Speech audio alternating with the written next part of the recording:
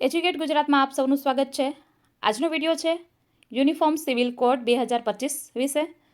Most timely છે બધી આવનારી પરીક્ષાઓ માટે, તો વિડીયો અંત સુધી જુઓ। જોઈએ વિડીયો। ગુજરાતમાં યુનિફોર્મ સિવિલ કોડ લાગુ કરવા માટે સુપ્રીમ કોર્ટના નિવૃત્ત ન્યાયાધીશ રંજન દેસાઈની અધ્યક્ષતામાં 5 સભ્યોની સમિતિની રચના કરી છે।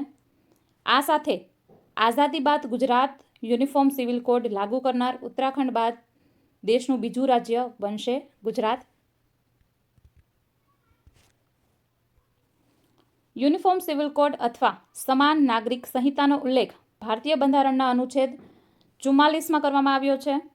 યુનિફોર્મ સિવિલ કોડ શું છે એના વિશે જોઈએ તો યુનિફોર્મ સિવિલ કોડ અથવા સમાન નાગરિક સંહિતા સમગ્ર દેશ માટે એક કાયદો સુનિશ્ચિત કરશે, જે તમામ ધાર્મિક અને આદિવાસી સમુદાયોને તેમની વ્યક્તિગત બાબતો જેમ કે મિલકત, લગ્ન, વારસો, બાળક દત્તક લેવું વગેરે જેવી દીવાની બાબતોમાં દેશના દરેક ધર્મ, જાતિ, લિંગ તથા ભાષાના લોકો પર સમાનરૂપી કાયદાઓ લાગુ પડશે। આનો અર્થ એ થયો કે ધર્મ પર આધારિત હાલના અંગત કાયદાઓ જેમ કે હિન્દુ મેરેજ એક્ટ 1955, હિન્દુ ઉત્તરાધિકાર અધિનિયમ 1956 અને મુસ્લિમ પર્સનલ લો એપ્લિકેશન એક્ટ 1937 લાગુ રહેશે નહીં। કોઈના પણ પોતાના જે પર્સનલ છે કાયદાઓ એ લાગુ પડશે નહીં। જે ધર્મના છે એ એક જ કાયદો લાગુ પડશે, યુનિફોર્મ સિવિલ કોડ। ભારતીય બંધારણમાં અનુચ્છેદ 44માં યુનિફોર્મ સિવિલ કોડ શબ્દનો સ્પષ્ટ ઉલ્લેખ કર્યો છે।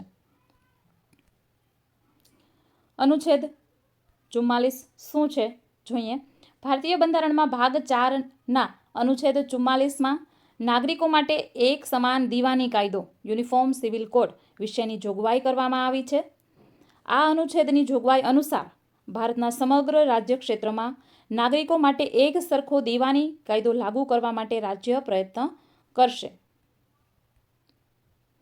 યુનિફોર્મ સિવિલ કોડનું મૂળ અને ઇતિહાસ જાણીએ તો ભારતના વસાહતી યુગમાં સમાન નાગરિક સંહિતાની ચર્ચાઓ જોવા મળી હતી।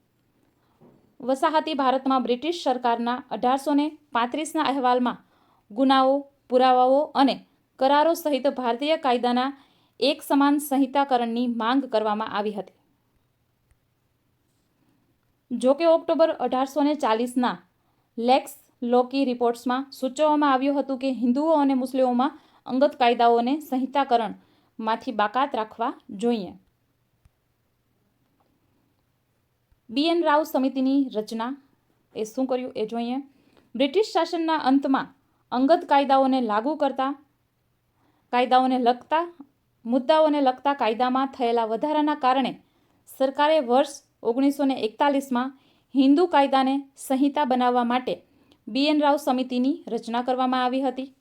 આ સમિતિનું કામ હિન્દુ કાયદાઓની આવશ્યકતાના પ્રશ્નની તપાસ કરવાનું હતું। આ સમિતિએ શાસ્ત્રો અનુસાર એક કોડિફાઈડ હિન્દુ કાયદાની ભલામણ કરી હતી, જે મહિલાઓને સમાન અધિકાર આપશે।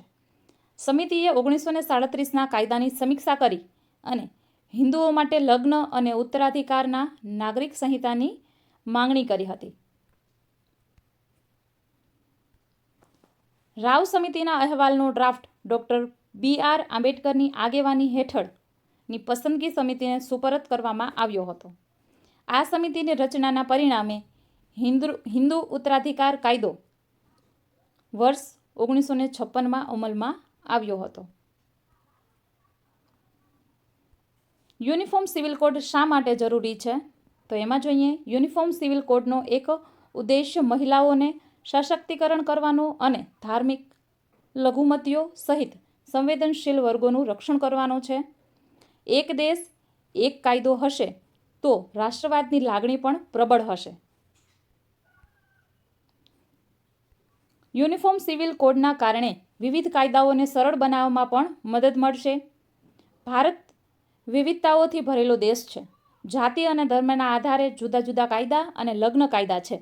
આ અલગ અલગ કાયદાઓ અને મેરેજ એક્ટના કારણે સામાજિક માળખું બગડી ગયું છે, તો તેને સુવ્યવસ્થિત કરવા માટે યુનિફોર્મ સિવિલ કોડની રચના કરવામાં આવી છે। આ કારણોસર દેશમાં લાંબા સમયથી યુનિફોર્મ સિવિલ કોડની માંગ કરવામાં આવી હતી, જેથી યુનિફોર્મ સિવિલ કોડ હેઠળ તમામ જાતિઓ, ધર્મો, વર્ગો અને સંપ્રદાયોને સમાન વ્યવસ્થા હેઠળ લાવવાનો પ્રસ્તાવ છે. યુનિફોર્મ સિવિલ કોડની માંગનું એક મોટું કારણ એ છે કે અલગ અલગ કાયદાઓને કારણે ન્યાયિક વ્યવસ્થાને પણ અસર થાય છે. હાલમાં લોકો લગ્ન, છૂટાછેડા જેવા અનેક મુદ્દાઓના સમાધાન માટે પર્સનલ લો બોર્ડમાં જાય છે. ગોવા અને ઉત્તરાખંડમાં યુનિફોર્મ સિવિલ કોડ, એના વિશે જોઈએ તો અત્યાર સુધી યુનિફોર્મ સિવિલ કોડ યુસીસી ધરાવતું ભારતનું એકમાત્ર રાજ્ય ગોવા હતું. ગોવાએ 1961માં પોર્ટુગીઝ શાસનમાંથી મુક્ત થયા પછી ગોવા સિવિલ કોડ તરીકે ઓળખાતા તેઓ સામાન્ય પારિવારિક કાયદાઓ જાળવી રાખ્યો હતો. જ્યારે ઉત્તરાખંડ આઝાદી બાદ યુનિફોર્મ સિવિલ કોડ લાગુ કરનાર પ્રથમ રાજ્ય બન્યું હતું. યુસીસીનું પૂર્ણ સ્વરૂપ શું છે જોઈએ તો યુનિફોર્મ સિવિલ કોડ એવું થાય છે. યુસીસી કાયદાનો હેતુ શું છે તો એનો હેતુ છે બધા ધર્મો માટે એક જ કાયદો, એનો મુખ્ય હેતુ છે. યુસીસી બંધારણના કયા અનુચ્છેદ સાથે સંબંધિત છે તો એ અનુચ્છેદ 44 સાથે સંબંધિત છે. યુસીસી બંધારણના કયા ભાગ સાથે સંબંધિત છે તો યુસીસી છે એ બંધારણના ભાગ 4 સાથે સંબંધિત છે અને ભાગ 4માં રાજ્યનીતિ નિર્દેશક સિદ્ધાંતોનો ઉલ્લેખ છે.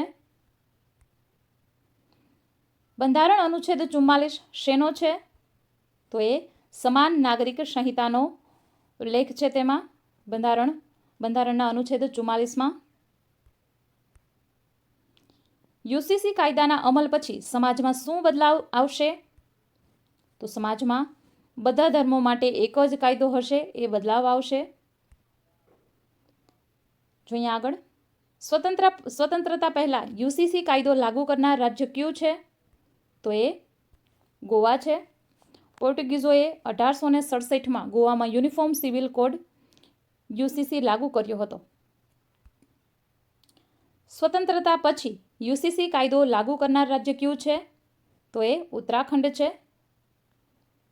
સ્વતંત્રતા પછી યુસીસી કાયદો લાગુ કરનાર બીજું રાજ્ય કયું બનશે તો એ આપણું ગુજરાત બનશે.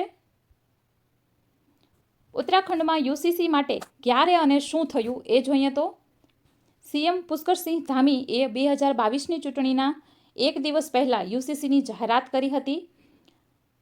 સરકાર બનાવ્યા બાદ માર્ચ 2022ના પ્રથમ કેબિનેટમાં સમિતિની રચનાને મંજૂરી આપવામાં આવી હતી. કમિટીને ઓફલાઈન અને ઓનલાઈન 2.5 લાખ લોકો પાસેથી 20 લાખ સૂચનો મળ્યા હતા. યુસીસી બિલ 6 ફેબ્રુઆરી 2024ના રોજ વિધાનસભામાં રજૂ કરવામાં આવ્યું અને 7 ફેબ્રુઆરી 2024ના રોજ પસાર થયું. રાષ્ટ્રપતિએ 11 માર્ચ 2024ના રોજ યુસીસી બિલને મંજૂરી આપી. અમલીકરણ સમિતિએ 18 ઓક્ટોબર 2024ના રોજ સરકારને નિયમો સબમિટ કર્યા.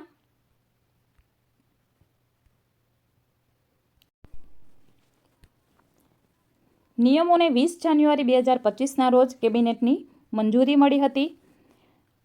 જોઈએ યુનિફોર્મ સિવિલ કોડ વિશે તો યુનિફોર્મ સિવિલ કોડથી શું બદલાશે 5 મુદ્દામાં સમજો.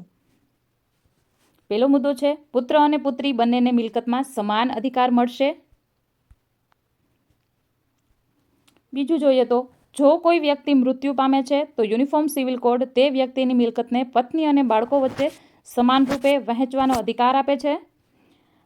આગળ જોઈએ તો આ સિવાય તે વ્યક્તિના માતા પિતાને પણ મિલકતમાં સમાન અધિકાર મળશે.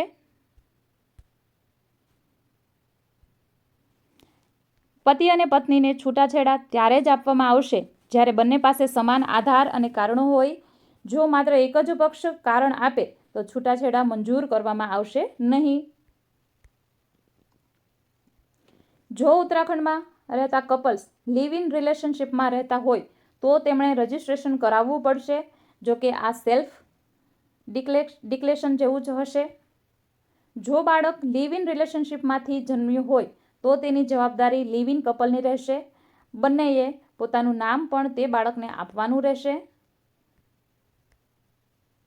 એ બધા ફેરફાર થશે. હવે જોઈએ કોને યુનિફોર્મ સિવિલ કોડથી લાગુ ન પડે, તો કોને લાગુ નથી પડતો, તો કે અનુસૂચિત જનજાતિને યુસીસીના નિયમો અને કાયદાઓમાંથી સંપૂર્ણપણે બાકાત રાખવામાં આવી છે.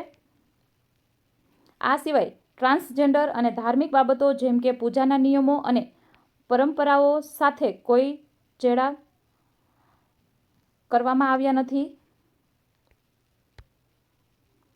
તો મિત્રો, આ હતો વિડીયો યુનિફોર્મ સિવિલ કોડ વિશે. હવે જોઈએ તેની જ ટેસ્ટ. પહેલો પ્રશ્ન છે, યુસીસી બંધારણના કયા અનુચ્છેદ સાથે સંબંધિત છે? બીજો પ્રશ્ન છે, સ્વતંત્રતા પછી યુસીસી કાયદો લાગુ કરનાર રાજ્ય કયું છે? ત્રીજો પ્રશ્ન છે, સ્વતંત્રતા પહેલા યુસીસી કાયદો લાગુ કરનાર રાજ્ય કયું છે? અને ચોથો પ્રશ્ન છે, સ્વતંત્રતા પછી યુસીસી કાયદો લાગુ કરનાર ગુજરાત કેટલામું રાજ્ય બનશે? તો આ 4 પ્રશ્નોના જવાબ તમારે કમેન્ટમાં આપવાના છે. અને વિડીયો ગમ્યો હોય તો લાઇક કરો, કમેન્ટ કરો, શેર કરો, અને જો ચેનલને સબસ્ક્રાઇબ કરવાની બાકી હોય તો ચેનલને સબસ્ક્રાઇબ કરો. વધારે આવા જ વિડીયો તમને મળતા રહેશે. Thank you for watching my video.